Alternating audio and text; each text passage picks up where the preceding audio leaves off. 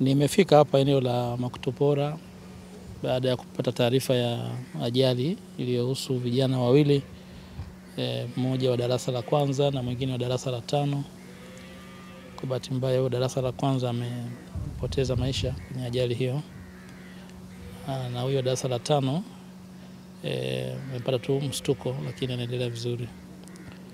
Na tumepata pia kuwasikiliza wananchi kwa maana ya maelekezo ya serikali yetu, maelekezo Mheshimiwa Rais Dr. Samia Suluhu Hassan. Tuna nafasi ya kuwasikiliza wananchi na unaona pale baada ya kuwasikiliza nao wana majibu kwenye changamoto hizi.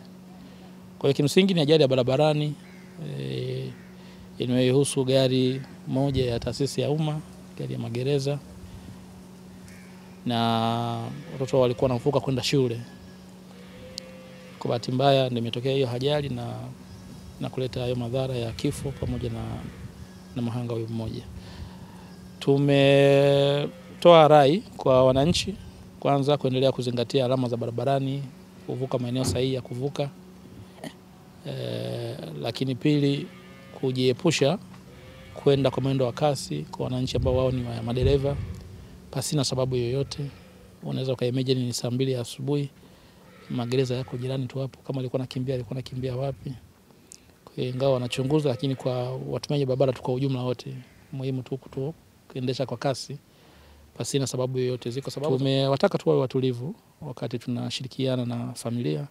Kwa bahati tumeweza pia kumuona Bwana Raymond ambaye watu wawili ni wa kwake, na tumefika pia nyumbani hapa ninapotoka saizi kwa fariji. Wapo kwenye mshtuko, lakini Mwenyezi Mungu naamini ataendelea kuwaimarisha, na tumewahakikishia tu mashirikiano sisi kwenye serikali. Niliongea na mkuu wa mkoa kabla sijakuja.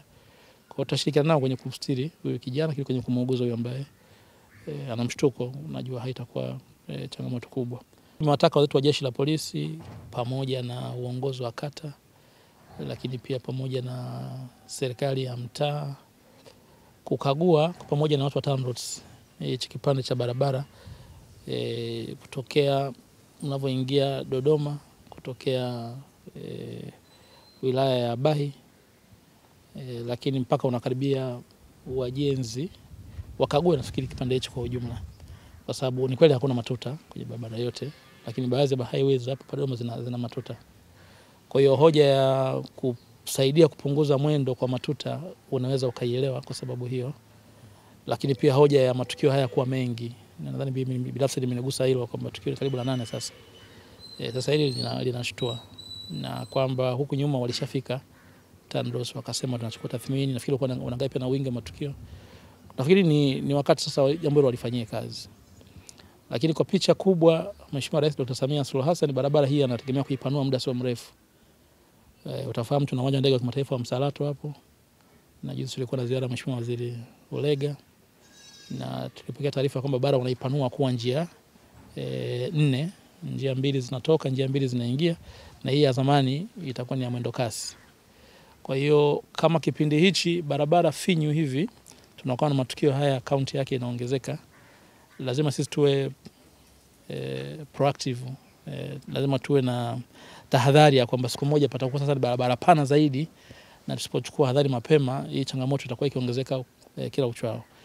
Hapa ni katika eneo la Makutupora jijini Dodoma, ambapo eneo hili ndipo ajali imetokea asubuhi ya leo, na mkuu wa wilaya ya Dodoma Alhaji Jabir Sheikh Mwele alipata wasaa wa kuweza kufika hapa, ndipo akazungumza na wananchi, lakini pia akazielekeza mamlaka husika kuweza kuweka matuta katika eneo hili ili kudhibiti ajali zinazojitokeza. Azad Sefu, Jimbi TV, Dodoma.